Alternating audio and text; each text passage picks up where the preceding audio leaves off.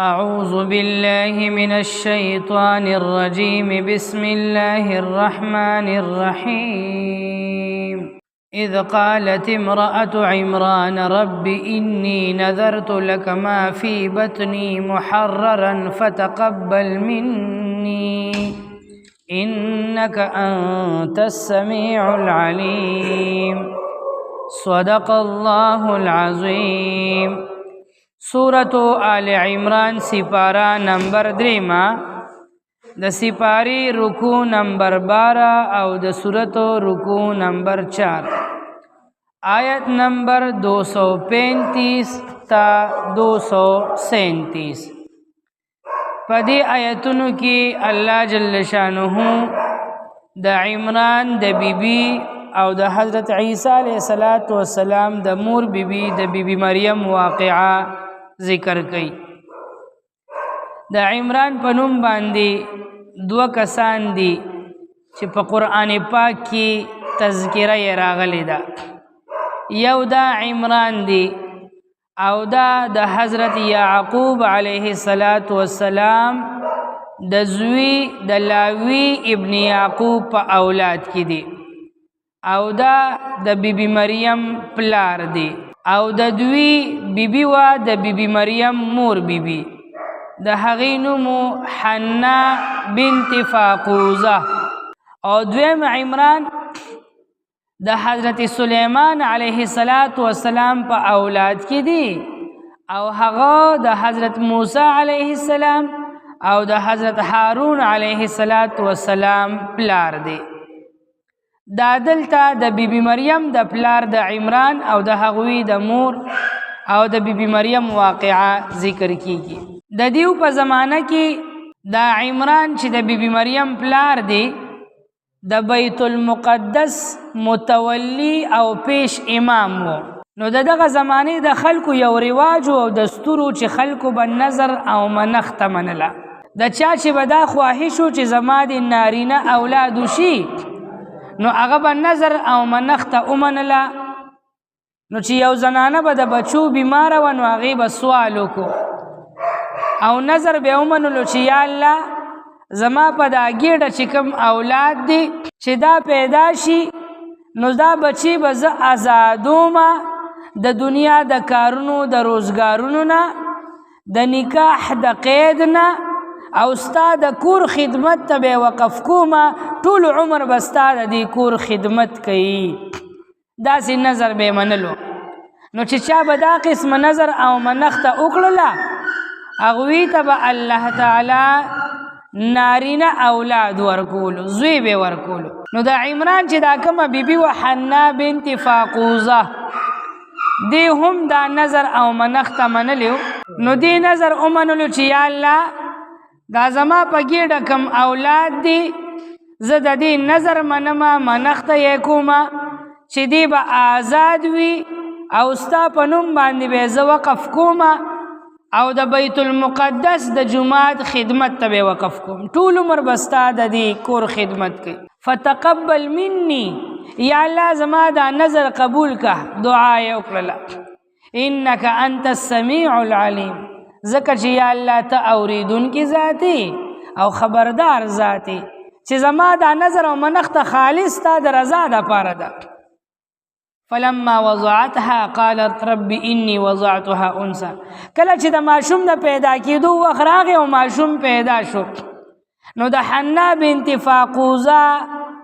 تمنا او انتظار یې د دې خبرې و چې زوی به مې پیدا کېږي او د هغې د زوی په ځای لور پیدا شوه لور شوه نو دا ډېره زیاته خفه شوله چې ما خو د زوی تمنا کوله او د زوی په انتظار چې زما به زوی وشي او دی به د بیت المقدس خدمت ته وقف کړي نو دا خو مې لور شوه نو زنانه ذات به د الله د کور او د جومات خدمت څنګه کوي او په مسجد بیت المقدس کې خو متولیان او خادمان ټول نارینه دي نو په هغوی کې به زه دا لور څنګه ورپرېږدم په مسجد کې نو ډېره پریشانه او خفه شوله خو نظر او منښته خو یې کړې وه نو دا بچنګې یې په غېږ کې واخیستله او بیت المقدس ته یې بوتله دغه دوران کې دا عمران د دې بی مریم دا پلار وفات شوی و د حنا بنت فاقوزه دا خاون چې د بیت المقدس امامو دی وفات شوی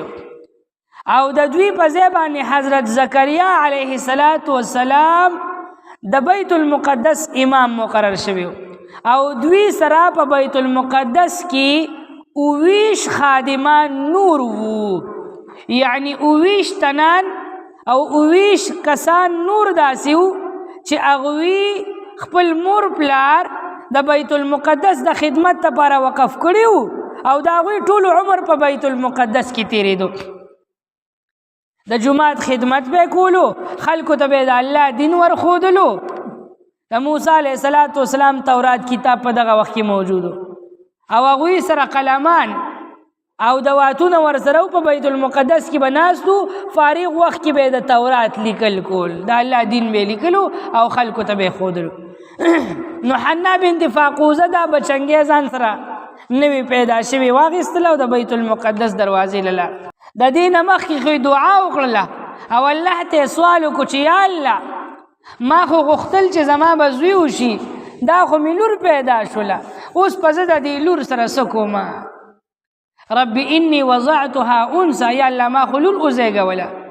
په دا مینځ کې پکې په دې آیات کې جمله معترضه ده، الله پکې خپل یو کلام او یو خبره ذکر کړې ده. دې لور وزیږوله او الله ته د دې د نظر او د منښت ښه علم او پته ورته. نو الله تعالی د دې د تسلی دپاره آیت نازل کړی دی دلته، یعنی دې ته زړه ته تسلی ورکړله او هغه تسلی الله دلته ذکر کړی والله اعلم بما وضعت. الله ته ډیره ښه معلومه وه دا خبره چې دی لور زیږولې ده، زوی یې نه دی زیږولی، لیکن الله تسلی ورکوي ولیس الذکر کالانثی، دا ما چې تا ته کومه لور درکړله دا لور به د هغه زوی نه ډیره بهتره وي کوم زوی چې تا غوستو. هغه زوی چې تا غوستو هغه داسې نه دی لکه کومه لور چې ما تا ته درکړله، په دې لور کې به ډیر خیر وي د هغه زوی نه. نو په دې لور کې واقعي خیر وکنه، دا خو پاکه بیبي وه چې الله تعالی به د دې بیبي نه په مستقبل کې حضرت عیسی علیه السلام په شانتي عظیم الشان او بزرګوار پیغمبر زیږوي. نو کله کله الله تعالی دې بنده ته د زوی په ځای لور ورکي. یو څوک واده وکړي که نه نو دی په دې انتظار چې زما به زوی کېږي او لور یې پیدا شي، نو په دې لور دې خفه کېږي نه ښه. دا لور چې کومه د انتظار د زوی و، تمنا یې د زوی وه او په دې تمه و چې زما به زوی کېږي او د زوی په ځای لور پیدا شوه، نو په دې د تندې تریوکۍ نه خفه کېږي دې نه، ښځې ته دې بد نه ګوري بلکې خوشحاله دې شي چې ما کوم زوی غوستو دا لور الله تعالی د هغه زوی نه به ما ته په زر چنده بهتره راکړې وي، په دې کې به زما ډیر خیر وي او ډیره به غوره وي دا لور زما دپاره د دنیا او د آخرت. نو بنده به په لور باندې خوشحالیږي، ښه خفه کېږي به نه. زوی نعمت دی نو لور رحمت دی. نو دا لور یې واخیستله او بیت المقدس ته یې وړله، دروازه وټکوله. د بیت المقدس متولیان او خادمان 19 کسان ټول راغلل او هر چا ته پته وه د دې خبرې چې دې نظر منلی دی او لور یې وزیږوله، لور یې راوستې ده. نو د دې دا خاوند چې و عمران دا د بیت المقدس امام و، هغه خو وفات شوي و. نو دا 19 په 19 تنان په دې خبره په انتظار او دا یې خواهش و چې دا لور او دا بچنګی مونږ واخلو او مونږ د دې پرورش وکړو، چې دا زمونږ د امام د جومات د امام لور ده او امام خو وفات شوي دي، نو چې دا لور مونږ بوزو او مونږ د دې خدمت وکړو، زمونږ په پرورش کې دا رالویږي. هر چا دا خواهش لرلو. په دغه کسانو کې حضرت زکریا علیه السلام هم موجودو. زکریا علیه السلام دی 19 کسانو ته وی چې هلکه صاحبانو دا ماشومه ما ته راپرېږدئ، زه به دا کور ته بوځم او زه به د دې تربیت وکړم، پرورش به وکړم او دا به زه رالوی کړم، زه به خدمت وکړم او زه ستاسو نه زیات حقدار یم د دې د پرورش کولو دپاره. هغې ورته وی چې ته څنګه حقدار یې؟ وی د دې ماشومې ترور زما په نکاح کې ده، د حنا بنت فاقوزه خور وه، هغه د زکریا علیه السلام په نکاح کې وه. نو دا زما د ښځې خورزه ده نو مور او ترور خو یو شانتي وي نو د مور د کوره به راشي او د ترور کور ته به لاړه شي. زه یې د ترور خاوند یم او د دې ترور زما په نکاح کې ده. نو ترور داسې وي لکه مور نو خپل کور ته به راشي پرورش به یې ښکلي وشي. خو دغه اوویشو خادمانو ورته وي چې نه داسې مونږ تاله دا نه راکوو که ته هر څه یې د دې رشته دار او کار څه دا خو دې د الله کور ته وقف کړې ده او مونږ د الله د کور خادمان یو مونږ به د دې پرورش. نو بیا خو هغه هم اوویش کسانو یو خو نو چې هغه یې ورکړی وي نو اوویش پې هر چا غوښتل چې دا دې مونږ بوزو. نو وی قراندازي به وکړو د ټولو نومونه به واچو قراندازي به وکړو چې د چا نوم راووتو بس هغه به نو دوی کاغذونو کې نومونه ولیکل او قراندازي وکړله یو نوم یې چې راویستو هغه د حضرت زکریا علیه السلام نوم راووتو. نو په هغې یې تسلی ونه شو یورېږه بله قراندازي کوو. بعض روایتونو کې دا بله واقع راغلې ده چې دریای اردن د اردن یو نهر په دغه علاقه باندې تیر شوی و. دوی وی چې مونږ دا کم قلمان چې ډېر پاکیزه قلمان دي او مونږ په تورات لیکو دا قلمان به مونږه دریای اردن کې وغورځو. نو چې د چا قلمان د اوبو په سر باندې پاتې شو نو هغه به د دې بچنګې حقدار وي او د چا قلمان چې په اوبو کې ډوب شول غیب شول نو بس هغه به پاتې وي. د چا قلم چې د اوبو په سر پاتې شو بس هغه به حقدار وي او د چا قلمان چې ډوب شول نو بس هغې به پاتې وي. نو دوی چې قلمان د دریای اردن ته وغورځول نو د هغه اوویشو کسانو قلمان ډوب شول او د زکریا علیه السلام قلم د اوبو په سر باندې پاتې شو. او بعض روایتونو کې دا واقعه داسې راغلې ده چې دوی وی چې مونږ به دا قلمان وغورځو نو کم قلمان چې اوبو یوړل بس هغه به پاتې وي او کم قلم چې د اوبو په بره طرف باندې روان شو په الټه سایډ باندې اوبه داسې تلې او قلم داسې روان شو نو بس هغه به حقدار وي. نو چې دوی دا قلمان وغورځول نو اوویش په اوویش قلمان اوبو یوړل په لاندې لاړل د زکریا علیه السلام قلم په اوبو کې تاویدو د اوبو په سر او بیا په بره روان شو. دا د الله د طرف نه اشاره و دې خبرې لپاره.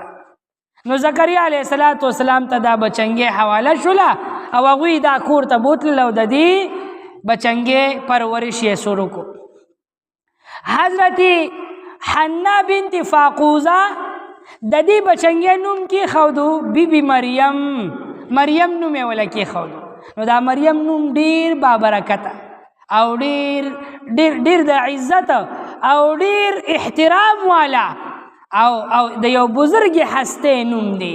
د پیغمبر مور جوړه شوې ده په مستقبل کې بیا. نو چې بچنګې لور دی وشي نو لور له مریم نوم کېږده. ښه زموږ پښتنو کې دا مرض دی چې په یو کلي کې مریم نومي نو بیا بل کور کې څوک نېږدي او که څوک هغه نوم کېږدي وګوره زموږ نه یې نوم پټ کړی دی یا په خاندان کې په یو کور کې هغه نوم وي نو بل څوک هغه نوم نېږدي. داسې به نه کې په هر کور کې د بیبي مریم په نوم باندې یو زنانه او یو بچنګې پیدا شي سیبه. او دغسې د صحابیاتو د نیکانو بیبیانو نومونه خپلو لوریانو له او خپلو جینکو له اږدی سیبه. نو کله چې دوی دا نوم کېښودو نو هغه وخت کې یو دعا وکړله دی حنا بنت فاقوزه. الله ته سوال وکړو واني سمیتها مریم یا الله ما خو د دې لور نوم مریم کېښودو واني اعیذها بک یا الله زه پناه غواړم د دې دپاره ستانه وذریتها او د دې د بچو دپاره هم پناه غواړم من الشیطان الرجیم د شیطان رټلی شوي نه. نو د حنا بنت فاقوزه دا دعا الله قبوله کړله. نو بیبي مریم او د هغې راتلونکي بچی عیسی علیه السلام الله تعالی د شیطان د تمامو حملو نه محفوظ کړل. کله چې یو ماشوم پیدا شي نو شیطان راشي او په ده باندې نوکاره ولګوي. څوک ورته چونګاره وایي څوک ورته ټوکاره وایي څوک ټونګاره وایي. نو دا ماشوم جاړي په ژړا شي. نو د بیبي مریم مور دا دعا وکړله نو الله جل شانه بیبي مریم هم د شیطان د دې نوکارې نه محفوظ کړې ده او د هغې زوی حضرت عیسی علیه السلام هم د دې نه محفوظ کړی دی. نو تم د خپلو بچو دپاره دا دعا غواړه. وی حضور پاک صلی الله علیه وسلم لور و حضرت فاطمه بیبي د 15 کالو وه او د حضرت علی رضی الله تعالی عنہ رشتہ ورپسې راغله. حضرت علی رضی الله تعالی عنہ د 21 کالو په دغه وخت کې حضور پاک د دې دوانو نکاح وکړله. او چې کله حضرت فاطمه د حضرت علی کور ته رخصت کړله او د علی کور ته بوتله او علی کرے پرې خودله، نو د ماښام ټیم حضور پاک د حضرت علی رضی الله تعالی عنہ کور ته ورغی. نو فاطمه بیبي ورله راغله، لور پلار راغله. حضور پاک ورته وی یو کندول راواخله او هغې کې لږې اوبه راوړه. کندول کې اوبه واچولې نو حضور پاک هغه اوبه دم کړلې او بیا فاطمه بیبي ته وی ما ته مخامخ ودرېږه. نو د اوبو کې به یې داسې دا ګوتې لمدې کړې او د فاطمې بیبي په مخ باندې ترمکیا کړلې او بیا په دې ټول وجود باندې. بیا ورته حضور پاک وی اوس ما ته شا کا، بل طرف ته مخ کا. نو د شاته نه هغه اوبو کې به یې داسې لاس وخو او هغې فاطمې بیبي باندې د شاته نه ترمکیا وکړله. بیا هغې ته وی ته اخوا شه او حضرت علی رضی الله تعالی عنہ راغوستو. نو حضرت علی باندې هم دقسې ترمکیا وکړله. نو حضرت علی ته تپوس وکړو یا بل چا تپوس وکړو چې حضور دا اوبه چې تاسو دم کړې په دې باندې م څه ووي. نو وی حضور پاک دا آیت تلاوت کو وانی اعیذها بک وذریتها من الشیطان الرجیم. یا الله زه پناه غواړم د دې فاطمې لور د پاره او د دې د راتلونکي نسل او د بچو د پاره د شیطان مردود د حملونه د شیطان رټلی شوي ده. نو حضور پاک د خپل لور د نکاح د رخصتولو په وخت کې دا آیت دعا کړی دی، اوبې پې دم کړي دي او خپل بچنګېلې هم ورکړي دي او خپل زوملې هم ورکړي دي، سکلې هم دي پې او ترمکیا هم پې کړې ده. نو دا سنت عمل لخوا. نو د حضور پاک دعا د حنا بنت فاقوزه په مقابله کې زیاته قبلیدونکې ده د الله په دربار کې. نو دا سنت عمل زده که. نو چې کله د لور د کور نه ودیږي که نه او د کور نه رخصتې، نو په تماشو، په ډمامو، په پټاخو، د تمانچو په ډزو او په ډنګ ګډو ته باندې مه رخصته وخه، د قرآن په آیتونو یې رخصت کا. دا ډپټي د پلارو کې، دا ډپټي د مورو کې مور چې کله د دې لور په سر ته لاس ایږدي او د دې کور نه رخصتې او د دې دا لاس ته د زوم په لاس کې ایږدي او هغه ته حواله کې، نو دا آیت ووایه نو دا لور هم پې دم کا، دا زوم هم پې دم کا، اوبه هم پې دم کا او دوی لی ورکا. نو الله تعالی به مستقبل کې ستا د دې لور او د دې خاوند د دې زوم دی مستقبل کې به ښکلې د خوشحالو زندگی نصیب کړي. او هسې هم چې په کور کې د لور پیدا شوله، بچیان دې پیدا شول، دا آیت تلاوت کوه او دم کوه یې پې. نو دا یو سنت عمل دی. حضرت زکریا علیه السلام بیبي مریم کور ته بوتلله او چې دا داسې لږه رالوې شوه، د یو څو کالو شوه، خبرې اترې شروع کړلې، نو ځان سره به بیت المقدس ته بوتلله. بیت المقدس کې محراب سره، دا محراب دی دا چې کوم ځای کې مونځ کېږي، د دې په خوا کې یو کمره وه. نو په هغې کې به حضرت زکریا علیه السلام او هغوی سره چې کوم هغه نور خادمانو فارغ وخت کې به هغې کې آرام کولو، نفل منځونه به یې کول او په هغې کې به د تورات لیکل کول. نو چې کله به هغوی بهر څه کار دپاره تلل، نو بیبي مریم به یې دقه کمره کې پرېښودله، دروازه به یې ورپسې د بار نه کونډه کړله یا به دروازه کوله وه او هغه بیبي مریم به په دغه محراب والا کمره کې موجود وه. زکریا علیه السلام به لاړو چې واپس به راغی او وبه کتل، نو بیبي مریم سره به قسمه قسم بې موسمه میوې موجود وي، پرتې به وي او الله تعالی ورته روحاني میوې، یو روحاني علم ورته الله تعالی ور نصیب کولو. نو چې کله به راغله وبه کتل، نو حق حیرانه به پاتې شول. نو بیبي مریم نه به یې تپوس کولو، یا مریم انا لک هذا، دا میوې تا سره د کوم طرف نه راغلی؟ مونږ خو چې تلو ورم بند کړی او ته خو د دې مسجد بیت المقدس نه بهر نه تللی او خادمان د بیت المقدس وایي چې دا میوې خو مونږ دې له نه دي راوړې، نو تا له دا میوې چا راوړې؟ نو دی به ورته په جواب کې وی قالت هو من عند الله، دا میوې خو د الله د طرف نه دي. الله چې چاته وغواړي ان الله یرزق من یشاء بغیر حساب، الله چې چاله وغواړي بې موسمه بې حسابه میوې وله ورکوي. نو الله تعالی دې ته په دغه ځای کې روحاني میوې او علمونه م ورکول. نو دغه ځای کې په بیت المقدس کې بیا حضرت زکریا علیه السلام د دې دا پرورش کړی دی او د دې خدمتونه یې کړي دي. دی آیاتونو کې دی ځای پورې دا واقعه ده. نور واقعه ان شاء الله بیا سبانی آیاتونو کې را روانه ده. اذ قالت امرأة عمران، یاد که هغه وخت په کوم وخت کې چې وویل بیبي د عمران ربي اے رب زما انی نظرت لك، بشک ما نظر منلی دی منختمی منلی دا لکه ستا د رضا دپاره ما د هغه څه فی بطنی چې زما په ګېډه کې دي محررن دا به آزاد کړي شوي وي د دنیا د کارونو روزګارونو نه او د نکاح د قید نه. فتقبل مني، نو بس تقبل کا زما دا نظر او منختا، انکا بشکتو انت السمیع العلیم، اوریدن کی با خبر ذاتی.